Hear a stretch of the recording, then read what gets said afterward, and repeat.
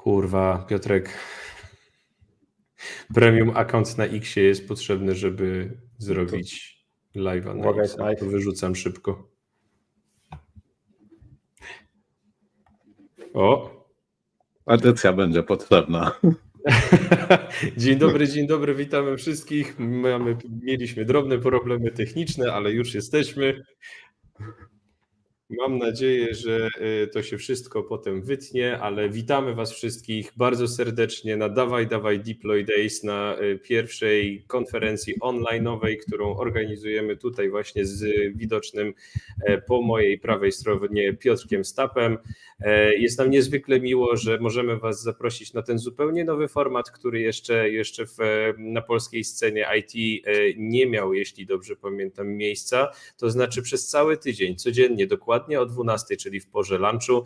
Mamy nadzieję, że się oderwiecie, ale w związku z tym, że jesteście po drugiej stronie, to spokojnie możecie sobie każdy lunch zjeść w trakcie i obejrzeć naprawdę mega prezentacje, które zostały przez naszych wspaniałych prelegentów przygotowane. Dzisiaj z nami Maciek, który będzie mówił dużo, naprawdę dużo ciekawych rzeczy, ale o tym już niech opowie troszeczkę Piotrek.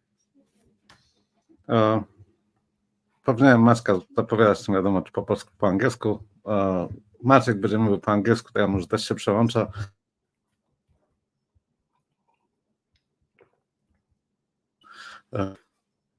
That's really tough. I deployed it again. A great presentation about how to deploy, how to make failures. Yeah, maybe make failures during the deployment.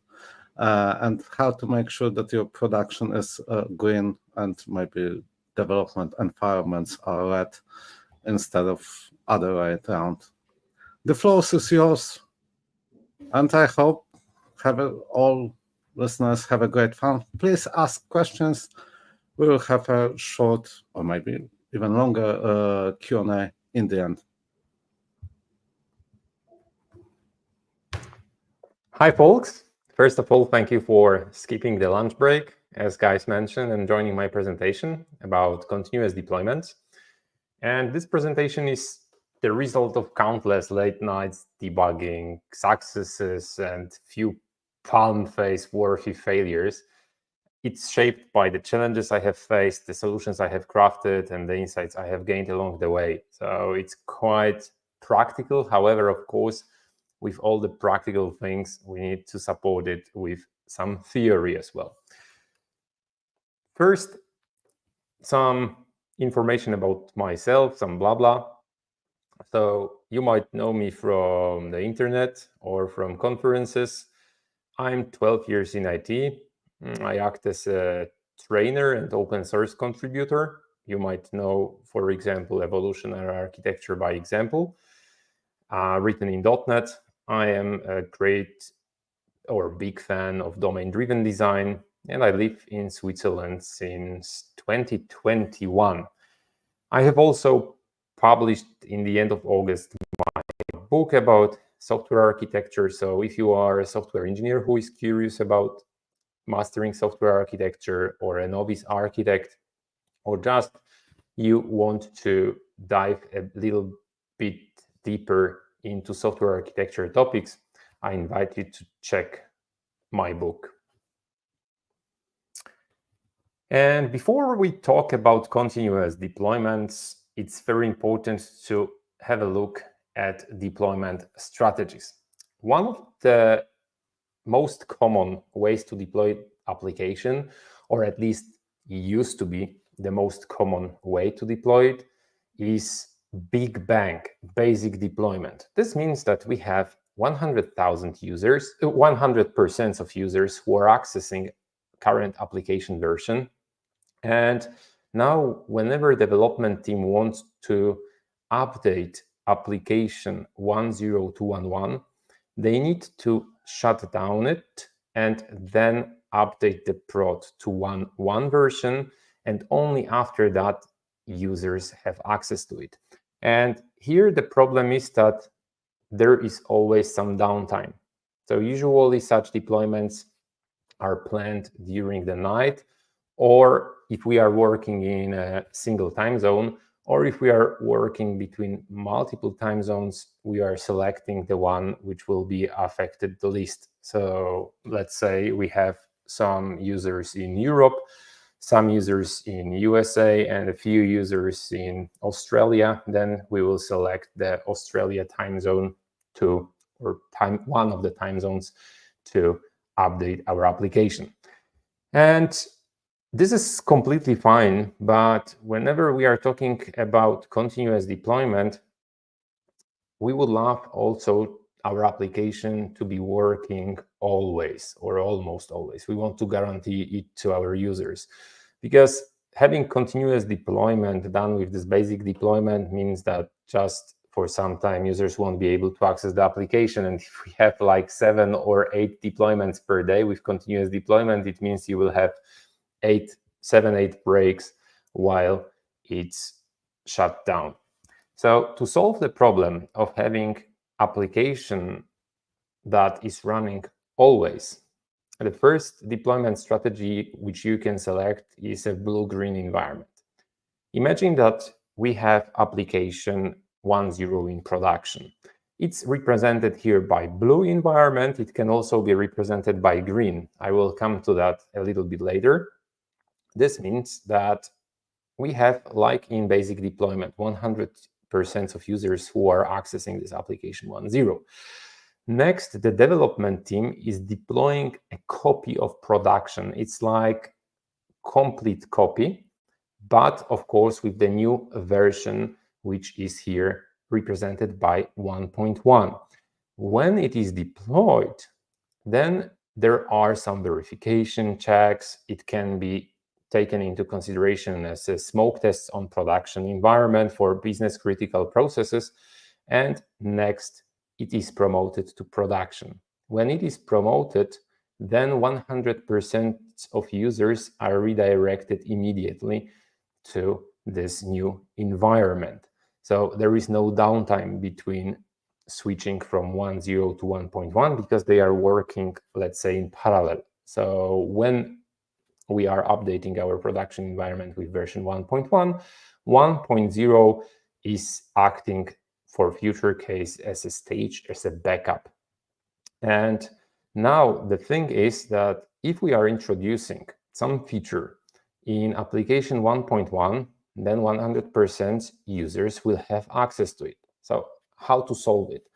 The easiest way is to use things like feature toggles, because then you can decide that, okay, for the group users, for the users who are in the group of early adopters, we want to show the new feature, and for all others not. This is one thing that we can do. If we are grouping, let's say, based on regions, and we can assign users to groups which are representing regions, then we can say that, okay, only Europe will have access to this concrete feature. So this is why feature toggles are very important when you are deciding for this blue-green environment.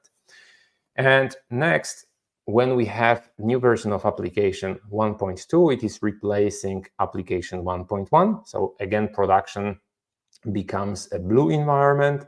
And then when 1.2 blue environment, which is running in production, is replaced by 1.3, then in production, the green environment replaces the blue one. There is another deployment strategy, which is solving the problem of blue-green environment, where you need to just switch 100% of users to the new environment. And this is canary release. It's my favorite one, absolutely my favorite one, but also the toughest to set up. So here we have 100% users who are accessing the application version in production. And then the development team deploys canary candidate with version 1.1. Canary candidate means that this is your future production environment, maybe eventually. And now you are checking it against some percentage of users. Here in the diagram, you can see that it's 10% of users who are switched to application 1.1, but it can also be 1%, 3%, 5%. However you want to set it up, it can be done as you wish. Then next, X percentage of users is migrated to this new environment. So the traffic is redirected one by one, and it's increasing. So you are increasing the number or percentage of users who are accessing the new environment until eventually, when everything is fine, 100% of users reach this new version of production. And then you can forget about 1.0 because no one else is accessing it. And here, one of the most important thing when thinking about canary releases, and I'm talking it based on practice, is you need to have a decent observability. So, for example, you observe that after redirecting this 10% of users, there are a lot of issues. You see 400 errors, 500 errors, and they are not expected, because sometimes the 400 might be expected when you have 404 and sometimes someone is just searching for some not existing entity, then he will receive 404. But if you see like 400, 403, and a lot of them, 500, then it means that probably something is really wrong with your application, so you need to react. Another thing from this observability might be that when you had your previous version, 1.0, your shopping cart was accessed like 1,000 times per minute, and by this 100% of users. And now, after switching 10% of users to application 1.1, you will see that this basket is accessed only once or twice per minute. This means that probably you will have some issue in shopping cart. Maybe it's not reachable. Maybe some endpoint is just returning 500 because there is some issue on the server side. So this is why you need this decent observability. And my recommendation when you are going with this strategy is that if you see some error and this error is not critical one, just go forward. Always try to go forward with the new version, like you introduce version 1.2 and then it is within the fix of the issue from version 1.1 instead of rollbacking, because rollbacks are quite hard to achieve. Then we have another strategy, and this strategy is called rolling. This strategy requires at least 2 versions or 2 instances, not versions, running at the same time. Because like in the picture, application 1.0 is represented by 3 instances, instance 1, instance 2, and instance 3. Users are equally divided between these 3 instances. So for simplification reasons, it's 33% on instance 1, 33% on instance 2, and 33% on instance 3. Now the development team wants to update first instance. So they are updating first instance with application 1.1. And now this 33% of users are accessing already the new version, this 1.1. If everything is fine, then development team updates another instance, instance 2 with version 1.1. And now 66% of users are accessing the newest version. And when everything is fine, then instance 3 is updated to 1.1, and then 99% of users are accessing it. Don't ask me where is the missing 1%, but it should be there. So in theory, when you have success, 100% of users should access the new version. But if something happens wrong, so if something is wrong on instance 1, then we are not updating the next instances. And that's very important, because you probably remember this situation. Of course, this is, from what I know, a fake one, but when CrowdStrike pushed change several months ago, then a lot of systems in the world stopped working. And yet that was done like in one run, one go. There were some voices around saying that, yeah, they could do the rollback and it would all be fine. But the problem is that you could not do the rollback if you can't boot your system. So if they would have a proper deployment strategy in place, they would do a better job, because they won't affect all the systems. Here we are, for example, like I described, on rolling deployments. So you have a lot of instances. So these instances can be represented by Windows systems on some devices. And now we can put it like to 10% of the devices, then check if everything is fine. If everything is fine, then move it within next instances to 20% and so on and so on. So this is something that could have been done. Of course, we don't know the details of the situation, but I hope it won't happen again in the nearest future. But when having multiple versions running in parallel, like I described to you, this 1.0 and 1.1, the problem is that there are new problems, and these new problems are often related to database. Here is some kind of a scenario that you can think of. There is a table, and this table is called employees. And inside this table, there are information about first name of the employee, last name, hire date, and also address. And address is a required field. There is a new requirement coming from the market. You have to move this address column to another table. And now we need to somehow handle this change. First of all, we have the application 1.0. Application 1.0 is reading and writing to the address column that is inside the employees table. Everything here is smooth because we have just one version. But now we need to update the environment to version 1.1. And how we can do that is that we can still keep reading and writing within application 1.1 to the old address column, which is on the left, and additionally add a new optional column in a new table to which we have to migrate it, and also read and write. Here you will see that there is the application of the data, but you shouldn't be worried about it. So the thing is that your application should be able to handle such a situation, because this is like a step in the middle. You can't do the change from 1.0, where you have this address column, to dropping this address column, because then when you have two applications, 1.0 and 1.1, 1.0 won't be able to access the column because it won't exist anymore after introducing application 1.1. So that's why we need to plan always this migration step by step when we are running multiple environments. And this step-by-step migration, it might sometimes take you even a month to just migrate everything. And this is really important to remember. So we have application 1.0 and 1.1. They are running in parallel. Schema is done in a way that it will not break 1.0, it will not break 1.1. What can be done next? The next step is that we have application 1.2.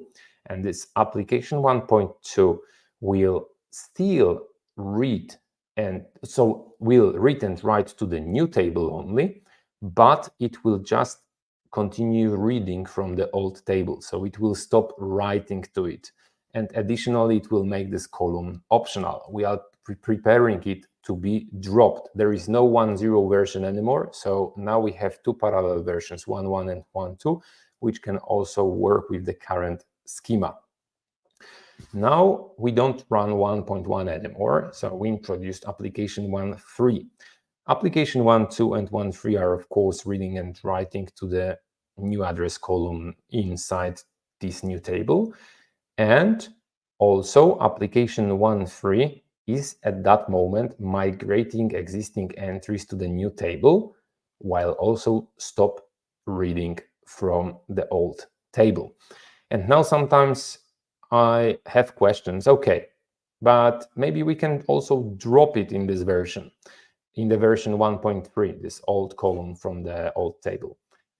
On one hand, yes, you can do that, and it would probably work, but based on my experience, it's always better to plan major changes per version. So if I stopped reading and I migrated existing entries to the new table, this is for me a major action that is done. I don't want to do another major action. That's why I usually recommend to do that within another version. So this version 1.4 where we have no code, which is referencing this old table. We are sure that we don't have it, and it's just a single major change inside that version. That's why I am splitting it, but as mentioned, you can do that also in one go. And in general, handling these versions is getting more and more complex when you have to run like 3 multiple versions, or 3 parallel versions, or 4 or 5 parallel versions. This is increasing the complexity, both from perspective of cognitivity and from technical perspective. You need to plan these changes really well, and that's why it's getting worse and worse within the next additional versions. And here we are in continuous deployment. So after diving into this deployment strategies and after diving into handling multiple parallel versions, we are on the continuous deployment side. So it's considered always as a holy grail of deployment practices. And if we do that by the book, we do the complete automation, no human intervention after pushing the commit. If we make a change, every commit triggers the deployment of a new version to production. Is it something so amazing? I believe it is. Is it worth to sacrifice everything and bearing any cost? I don't think so. But before continuing, I need to let you know that I am a huge fan of this approach. I was infected by it years ago, and it has stayed with me ever since. I have battle tested it in small and large-scale organizations, and it worked great. Fortunately, I am not anymore this guy that will say, hey, you should always go continuous deployment. It has changed, absolutely, and I no longer consider it 0-1.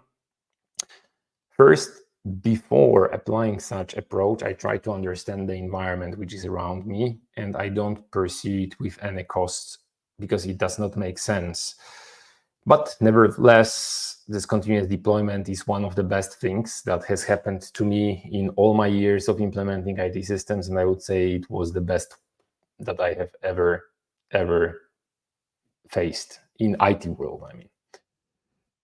And what is very important to know is that it's not a tool. Continuous deployment, it's a mindset change. It changes the way you work. And it will mainly change the way how you approach product development, how you interact with your customers, how you collect feedback, how you plan new features, and more. And here, imagine that today, you work for a company that provides software designed to assist customers in selling goods to their own customers. And for many years, software was delivered twice per year. It was accompanied by the announcement of a planned release to all customers. Each release contained changes from the last 5 months. And the testing phase, including bug fixing, it was always planned, took 1 month to complete. Customers were involved in this process, and they did beta testing. Finally, there was a big release day. Of course, all hands on deck. Next 2 weeks were marked by constant waiting to see the feedback from customers, from the market, checking if everything was okay.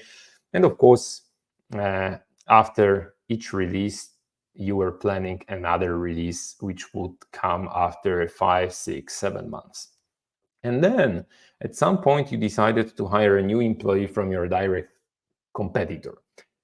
This competitor does a really great job in the market, and their customers are very happy to use their software, and changes are implemented within days. Software is reliable, and if there is a discovery of a bug, then it is fixed within hours and not within weeks. You realize that because thanks to this new employee, you realize that they release software multiple times per day. So it is more than 1,000 releases. They do this continuous deployment. They don't work with pull requests because developers work together on code, like with pair programming or mob programming. And all testing Other verification checks are automated. Some bugs are acceptable artifacts in the production, so this is also great. And based on continuous feedback from customers, and observing their behaviors, they can steer the product into the right direction while avoiding also potentially misguided investments. And you are amazed. You just want to start with it immediately, and you switch to it. So you invested a lot of time and a lot of resources to switch to continuous deployments, but the problem is that it turns everything upside down. Customers start to be unhappy because they were used to that fact that no change was done without their approval. It might also heavily affect their operations because, hey, now they don't need resource who was responsible for testing it. Some people, such as manual testers, release managers, are no longer needed in your company because you did this switch. And you need to remember that firing people is never easy. Also, developers have to adapt to the new process. And the problem is that changing the way we think, it usually takes a lot of time. Changing the business processes usually takes way more time. That's why you need to be very careful while deciding to switch to this continuous deployment. And what can help you get there to this continuous deployment world? First of all, I would always recommend, and it's also coming from my experience.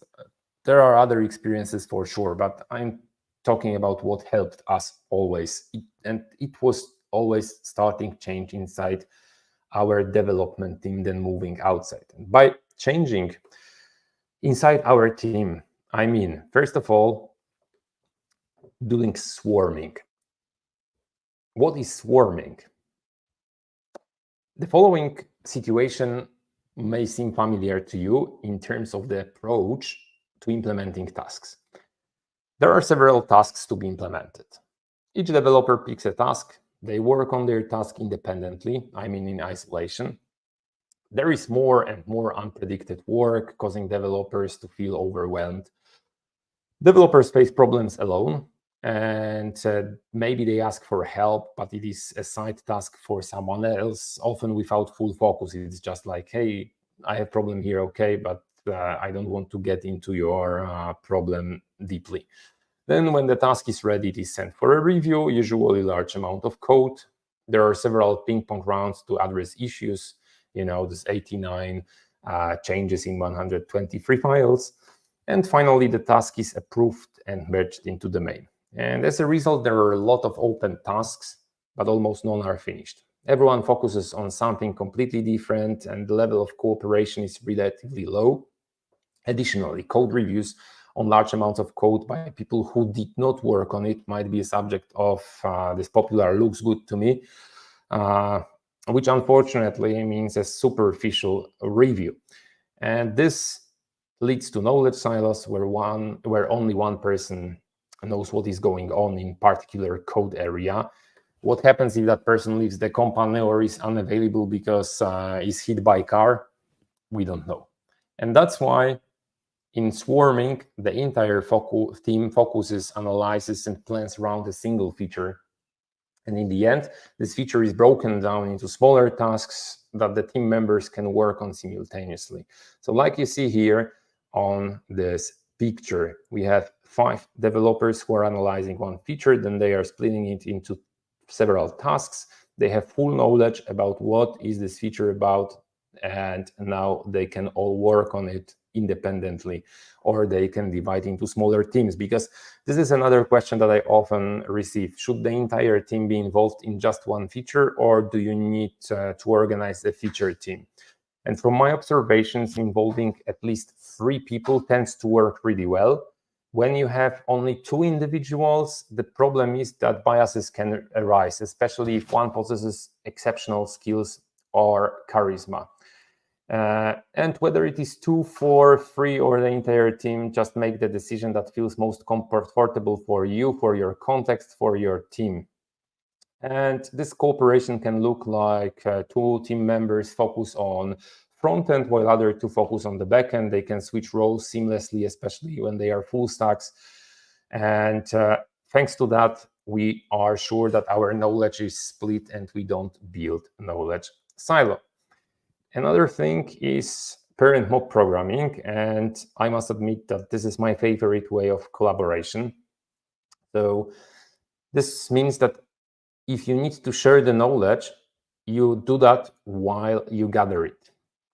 Let me explain. You should not wait to share the code and explanation until the creation of a pull request. You can implement it together with one or more colleagues. And this way, you can split your knowledge among at least two people without much effort, because it will be a natural consequence of coding together. You don't need to ask someone, hey, just take this knowledge from this guy because he did this feature. No, you are working together on this feature. And with pair programming, we have two people who are working on the same feature, sharing the same machine or virtually sharing it. And mob programming, where you have more than two people. So this is the only difference between pair and mob programming. And if you look closely to it, both ways involve programming in a group, focusing on the same task and using the same machine. One person writes the code, they are discussing the thing together just on a hot seat in real time, and they switch their roles from time to time. So once John is coding, then Anna is observing, then Anna is coding and John is observing. And as I mentioned, fortunately, nowadays, you don't need to use someone's machine physically, because you can just share the, for example, ID with this live share. At least it is existing in several IDs that I know. Another thing is a trunk-based development. And with trunk-based development, the problem is that when you are looking at social media, popular ones like X, LinkedIn, and so on, everyone will tell you, hey, you have to use this trunk-based development for everything and only trunk-based development and no branches at all. And you just need to commit directly to trunk. Some variations allow also short-living branches, and that's fine, because at least you have two ways, not just the way, and that's it, black and white. So if you look at it in its purest form, we have two groups of developers. One group, John and Anna, they work together, they push changes directly to trunk without side branches. Code reviews happen in real time through pair or mob programming. Commits are small and frequent, often multiple times per day. Each commit triggers a continuous integration pipeline, and it includes, of course, automatic checks, and successful builds are typically deployed to production just afterwards, immediately. And this is fine, but it is not always the case where you can apply this trunk-based development. Sometimes you will, if you will try to apply this trunk-based development to your process that you currently have, it will be really tough, because imagine like when you have several current processes, including several releases, like release 1.1, 1.2, 1.3, where you are stopping development for this release, and then you have a branch for the release 1.1 or 1.2, 1.3, and so on. Well, there might be better options to go than trunk-based development, so please don't always fall into this trap. As I mentioned, trap of social media, where everyone is doing this trunk-based development. It's great, I love it, but it's not always the silver bullet that you can use for every single case. Another thing which is very important when migrating towards continuous deployment is to have all hands on deck. All hands on deck means that when there is a problem, there is no saying like, yeah, this is the problem of John and Anna because they worked on it. Or, hey, Bob works in this area or has worked in this area since 2015. No one else touches it, so this is his problem. No. In continuous deployment, it is very important that as entire team, we can sit together and we can try to find the solution as soon as possible. So sometimes it even is done in a way that you can split into two groups, where two groups are comparing or doing another solution, and then they are comparing the results of a bug fix. If we can go with that or not, then it is approved by entire team. without any special meetings. It's really like if you work in one room, it's of course easy. If you work remotely, you can do that on Slack, you can disagreement, you can do also that thing on MS Teams or whatever communicator you are using. But it's important that everyone is involved in it. We are there as a single team, so there is no blaming culture. It's super important for continuous deployments. And after we fix this problem and we make our customers happy again, we often forget to have a meeting to talk about what went wrong. We just move on until the next problem arises, and then we do the same thing again and again and again. And after resolving an incident, it makes sense to gather again, this time without stress. And it's a very important factor here, no stress at all, and focus on preventing similar situations in the future. Of course, there should be no blaming, like when all hands on deck, but everyone should be honest with their opinions. And this is called post-mortem meeting. How you can organize it is you can gather everyone who was involved in solving the incident. This is the first thing. Then reconstruct the timeline of events that led to this problem in production. Identify what steps were taken to resolve it. Try to find the root cause of the incident. And here you can use some techniques like fault tree analysis or 5 whys. It really helps. You can also evaluate the incident's impact on your business, such as how many lost or how many users were affected. This is very important from perspective of discussions with your business.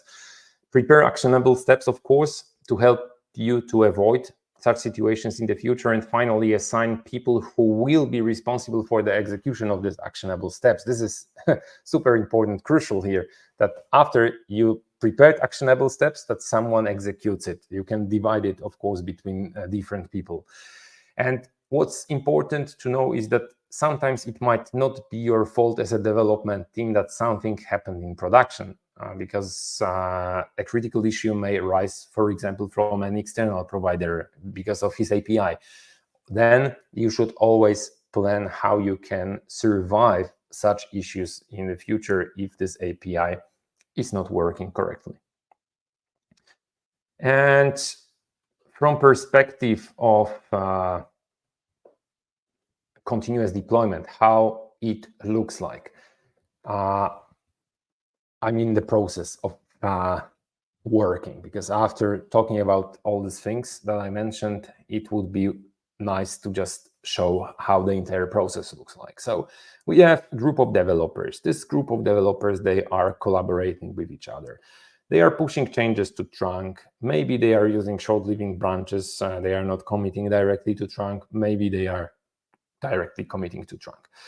Then we have these changes that trigger pipeline. And inside the pipeline, we will have build, we will have unit tests, integration tests, static code analysis, and other checks that you can imagine. And here it's important to cover your application with this unit test, integration tests, enough of those just to make sure that it all works fine. And it's a part of pipeline because it's fast.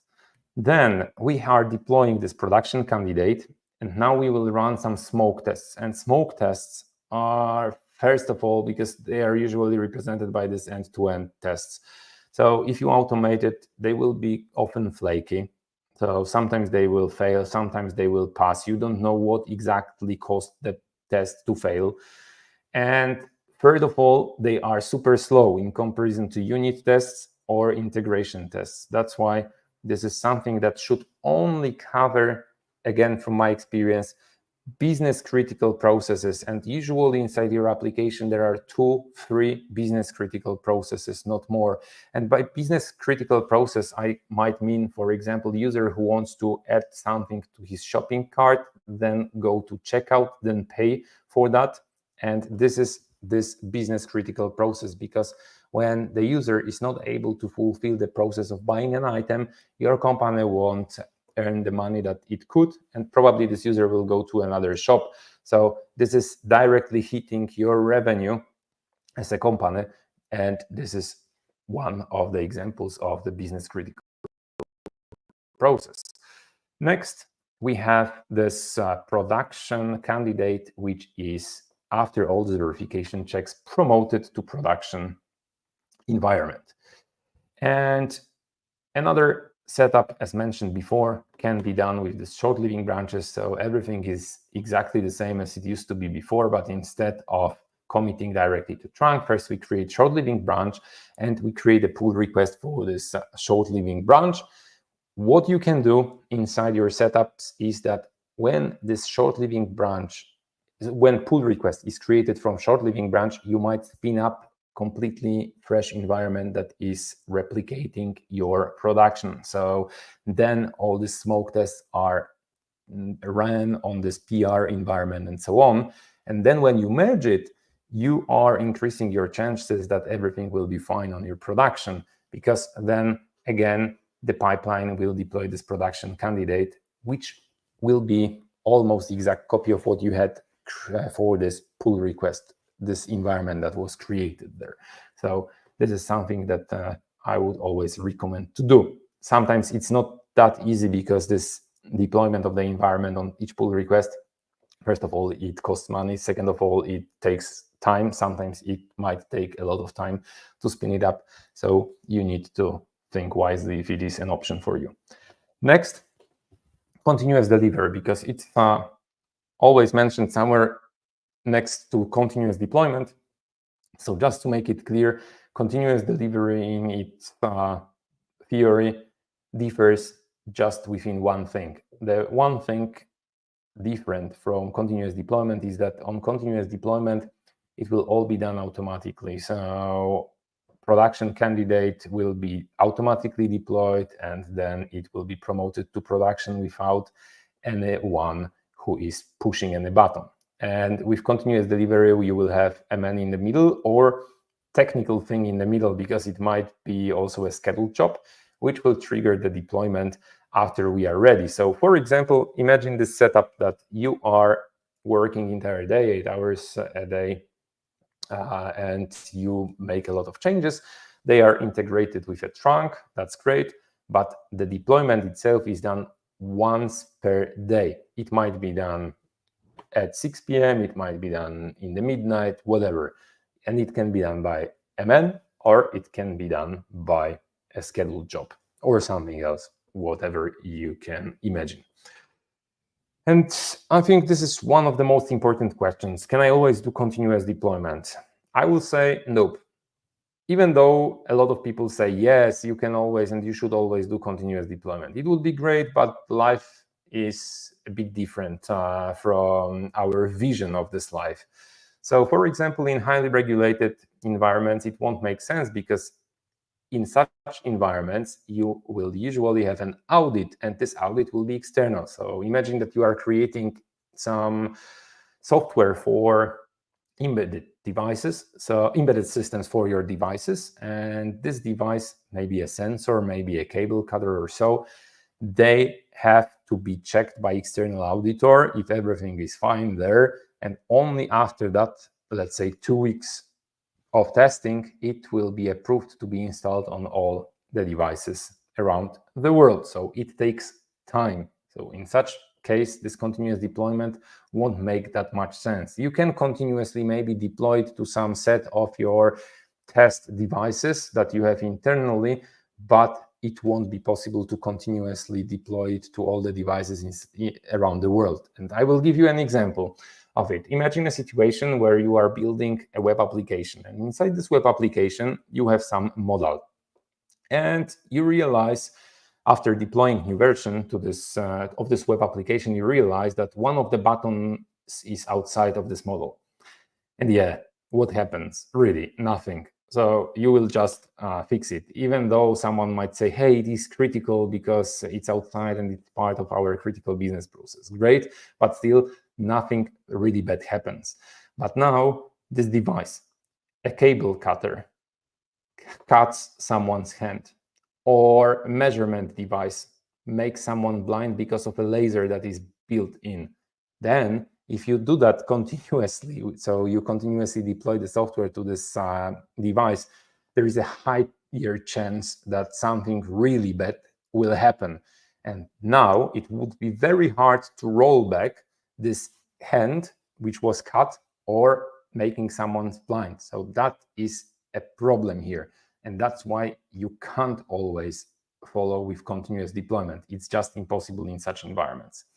But there are also common excuses for not doing continuous deployments. And first of all is that our system is too complex. I'm sure that you have all heard about it many times. Yeah, this is too complex, or we have a special case. This is another excuse that comes quite often.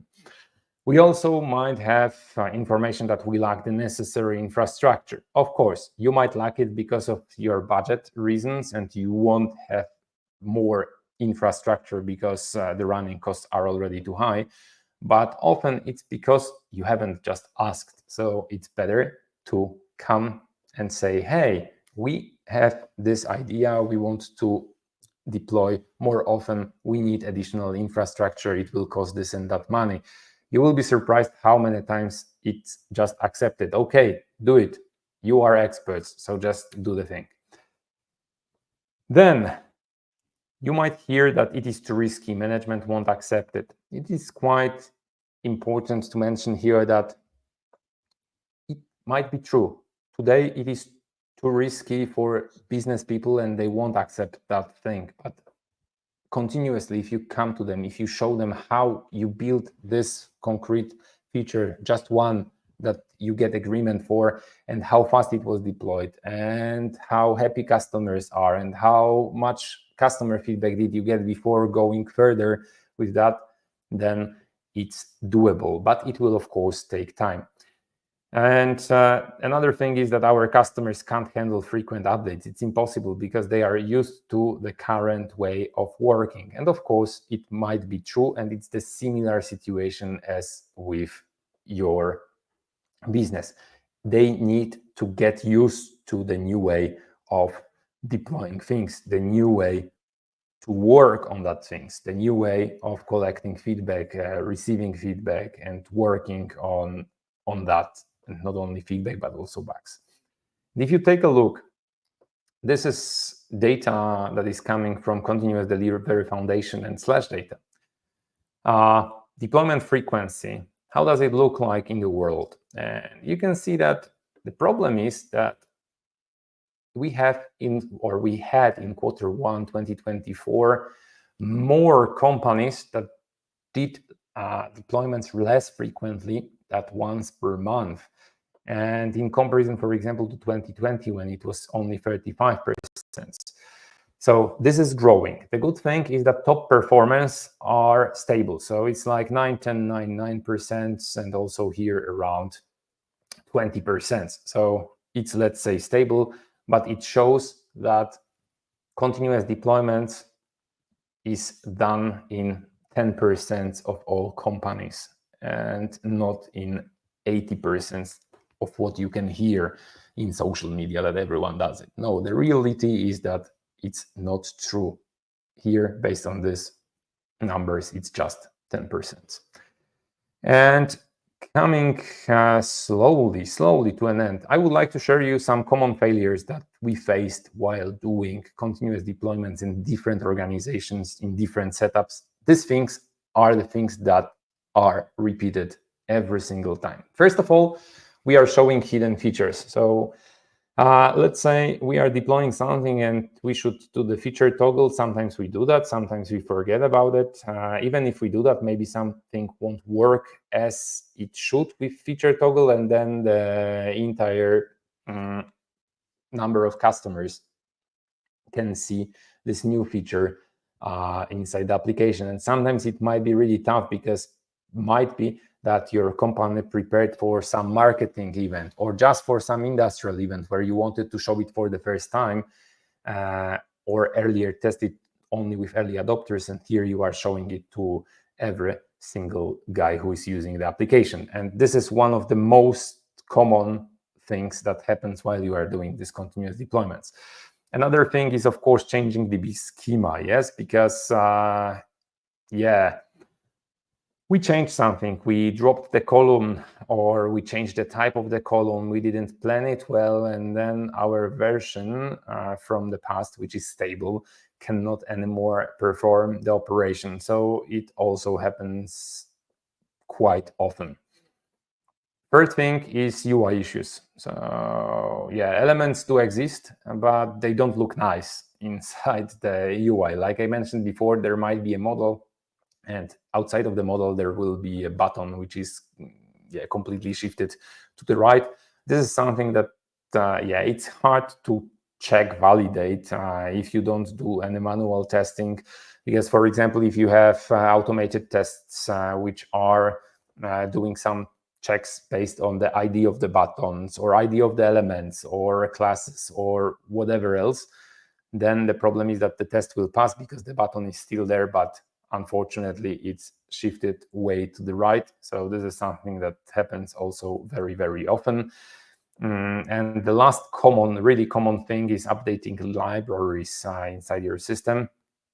So here is some example of how can it look like. Imagine that you have some library that you use for optimizing and showing the images, and then you update it to the new version, and it appears that there was some change that you have to include some flag, which is, let's say, optional, and by default it's set to some value, and you haven't set it. You deployed it into the production, and you see images which are not loading. And the last thing that I wanted to mention from this most common things, it's not most common, but it's something that happened to me within last, let's say, 1 year, I would say, working on the AI stuff, which is unpredictable, which is non-deterministic. And even if you have some tests, this is very important to acknowledge that it's very hard to test the AI outputs, especially when we are talking about large language models, and then introducing some change that changes completely the experience of the users who are accessing, let's say, a chat with some bot that behind the hood uses this large language model, and then the version changes, and your tests passes, but then it appears that it works way worse than within previous version, because it worked always better if it was validated, at least until now, if it was validated somehow manually with some scenarios, set of questions, seeing the outputs and so on. So this is something where you might also have issues while working with continuous deployments. And my favorite epic failure from the entire career related to continuous deployment was that we had some kind of pipeline where we had our YAMLs, and in this YAMLs we were running acceptance tests on candidate. And after running this acceptance test on candidate, there was a swap of revisions done. So you can imagine it as a blue-green environment. If everything was fine, this candidate, let's say, green environment was replacing the blue one. And for 2 weeks production, we ran without smoke tests for the most critical business cases until we noticed it when the entire production went down. The problem was that it was running the step, but it was not finding any tests inside the solution. So it was just saying, yeah, everything fine, so success, because no tests were run. And to our luck, it was possible to quickly replace it with previous version and redirect the entire traffic. But still no one knew how many bugs did we have there, because it was like for 2 weeks it was running production, and we always thought that, okay, within our new versions of the application, everything is smooth, everything is fine, everything is green. In the end, luckily, there were just 2 bugs that could be considered high but not critical. But this is something to be aware of, that sometimes some step of your pipeline might not be working as you thought it will, and you think everything is perfectly automated, but in fact it's not. And the miracle save which we had was that we did a drop of the table within really well planned change, and unfortunately it appeared that some part of the code was still storing some data before we just drop it. And the backup of the data was from before 1 hour, but thankfully, 5 minutes before deployment, I made a select on the table, and I had all the results on my computer, so on my machine. So thanks to it, we were able to fix what we fucked up. And you can do this continuous deployments with various setups nowadays. It's quite easy if you go with blue-green deployment. You can use AWS, I think it was AWS Beanstalk, Azure App Service, Azure Container Apps. They all support this blue-green environments. You can also use for Canary releases, if you don't know this Argo CD and Argo rollouts, it works quite well with Canary releases. And what has usually helped with the success of continuous deployment was to replicate these production conditions that we had on the local environment. So for example, the developer has only IDE on his machine, and the rest is done, for example, in Kubernetes cluster. So in Kubernetes cluster, then every single developer has its own namespace, and there are pods which represent his environment, but this environment is really built within pipelines, so it is replicating, to be honest, the production, of course, with some anonymization or different data, but still you are running it in a Kubernetes cluster. And then once the code has been changed locally, it can be deployed to this cluster, and you can do it, for example, using Garden.io, or the traffic can also be tunneled from the remote environment, which is existing in Kubernetes, to the code that is on your local machine. So this is something that can be achieved, for example, by using telepresence or envelope. Envelope is something new, so I can recommend checking it. It's also, I think, a little bit cheaper than telepresence. And then when you have it, your machine acts as if it is inside this Kubernetes cluster. So you can replace, for example, if you run in distributed system and you have microservices, all other like 25 microservices can run in Kubernetes cluster, but the traffic is tunneled to your local machine for the one microservice that you are now testing with the changes that you have on your local machines. And to be honest, there are tons of different setups that can be used, and always select what fits your context. And from the summary perspective, I just want to say that this is a cultural shift across the entire organization, and not just development teams. This is super important to remember. It's not a tool, it's a mindset change. Second, it's also not a silver bullet, so you should not always go there. My recommendation, make as many deployments as you can, but if you can do like 1 deployment per week or 2 deployments per week, it's completely fine. It's already better than 60% of your competitors. So this is something that you might decide later. Hey, maybe we can adjust our processes to just follow this continuous deployment way. Then artifacts. Artifacts are acceptable. This is something that you need also to consider, especially together with your business, that if there is some bug in a production like this button outside the model, it's fine, it's acceptable. We can change it within 2-3 hours, or maybe within an hour, or maybe within 10 minutes. We are able to deliver this fix to production. And there is no space for isolated individuals. So if you love to be this lone wolf, it's not a fit for continuous deployment, because as mentioned before, all hands on deck always work in a group. This is one of the powers of this continuous deployment environments.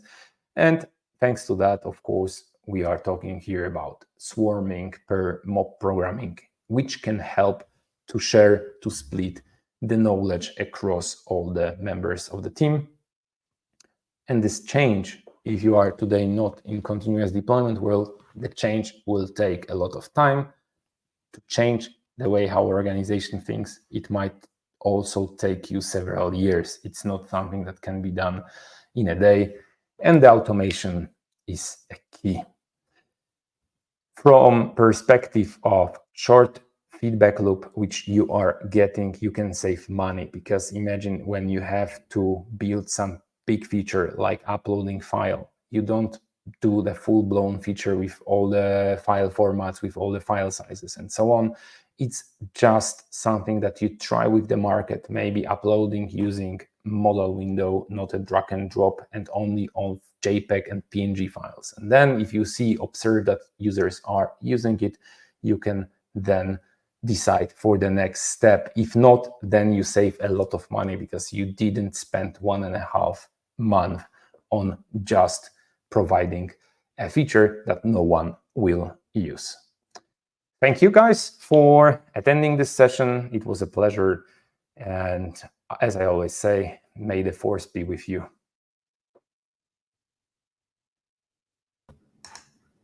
Thank you very much, Maciej. It was a pleasure to hear this, to listen to this presentation. And let's go through a couple of questions that have raised during the presentation. First of all, there is we can't see you anymore because the comment is so long. How long would an update release have to be, and how many users would have to be using the app to advance from normal deploy to any that you described? Just let me read it. How long would an update?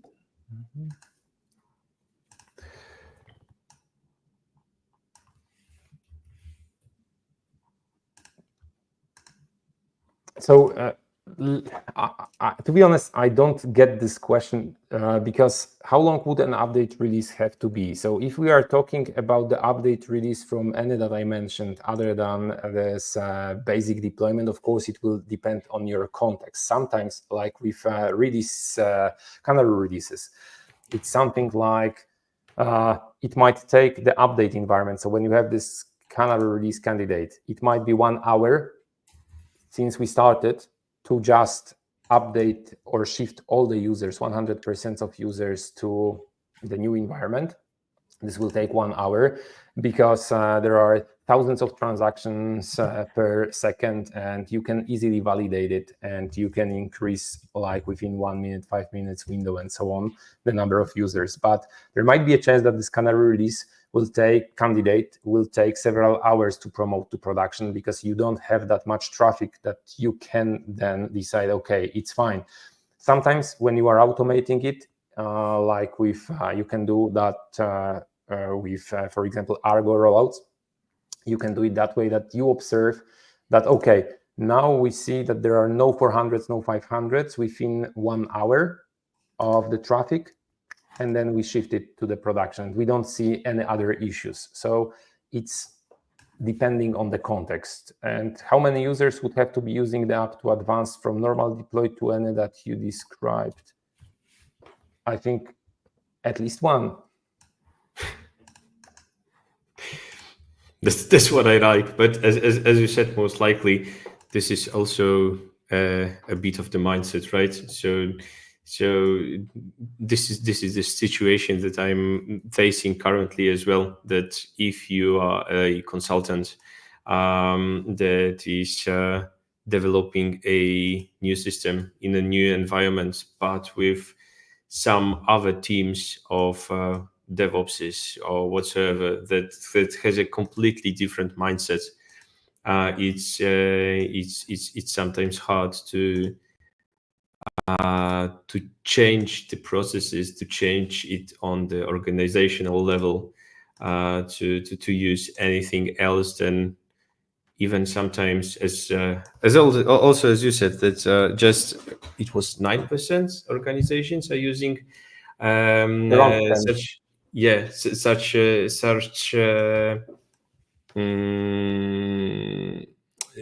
such releases and processes, while others still can drop some zip files between the servers, and if that's still working for them, then yeah, we need to not always use and try to show them the best tools. We need to change how they how they think about all these processes, right? Mm-hmm. I see Cayetan that Timonello did some explanation what he was meaning here. So there are 3 posts. Okay, get it. In general, if it takes 15 seconds of downtime, I wouldn't even consider going. Of course, if you did it from the scratch and you went with blue-green deployments, that's fine. But if it is taking 15 seconds and it is not affecting your users or really like small affection of your users, I wouldn't move unless I have some free budget or I want to make an improvement. But it's nothing to consider like, yeah, we need to switch to blue-green environment. Yeah, absolutely not. So I would say, depending on the traffic of your application, depending how much does it hurt you, and depending on the budget that you can spend. But spending just budget to do some improvement, still you will have here with this, it will also take you some time, and it will probably take you more than 15 seconds if you automate it with blue-green environments. But the thing is that you won't have any downtime because there will be always this green environment. So here we are talking about 2 environments that are working, let's say, in the same time. Even though on this new environment there is no users yet because you haven't shifted the traffic to this new environment. So that's just the thing about having always running application. Of course, again, this always running, it's imperfect world because always something happens. So it might work nice for 90% of time during the year, but in this 10% of time still it won't be running. So yeah, that would be my answer to it. Okay, and another question from Stefan. How monorepo is working for you in mod programming, or how would you handle dependency hell? Again, I hate saying that, but it depends. But how, on what it depends?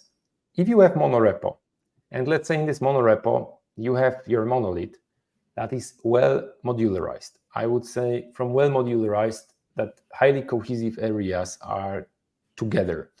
And then, for example, you have some invoicing, payments area, a product catalog, order management, warehouse, and so on and so on.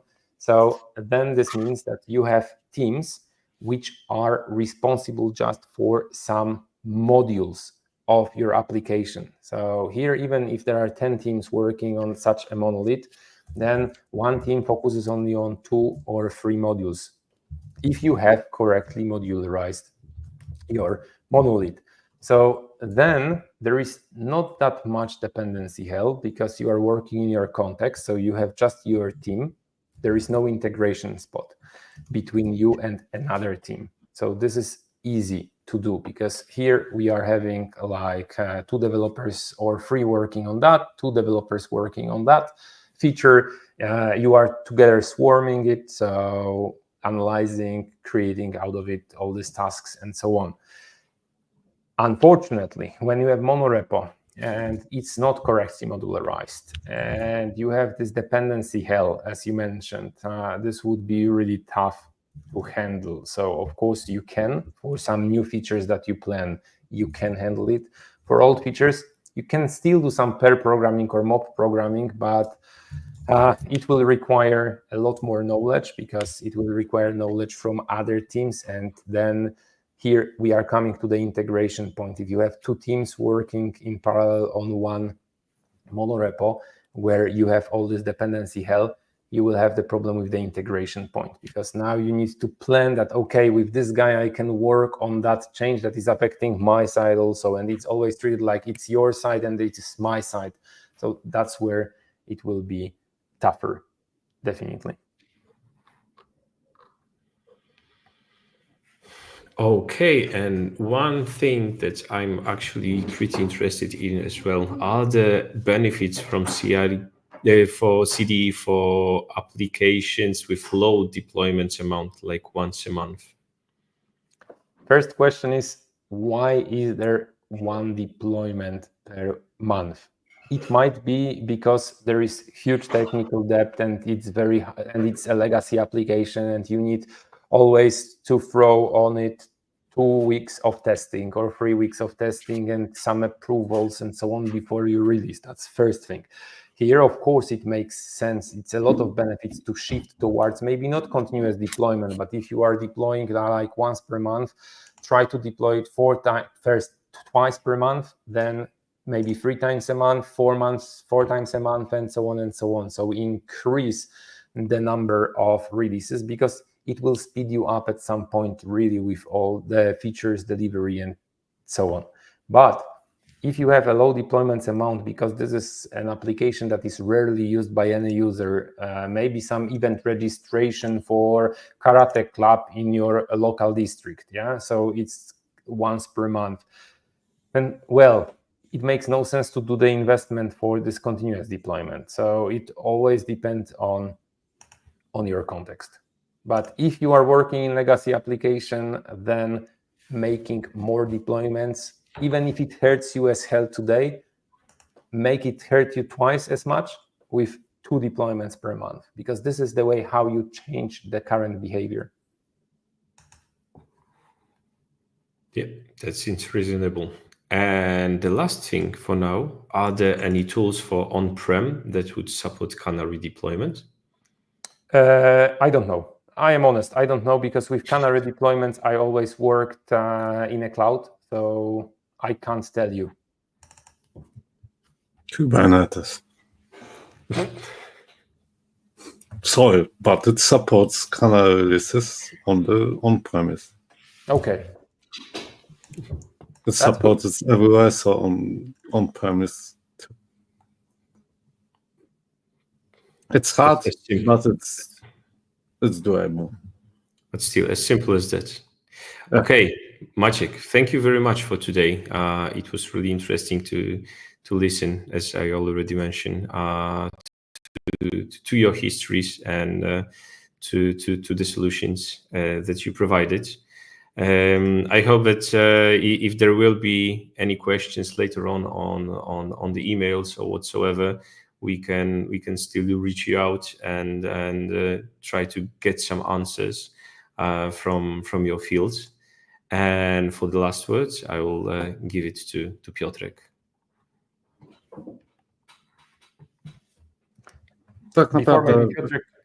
Before you join, just small information that the easiest way to reach me is on LinkedIn, really.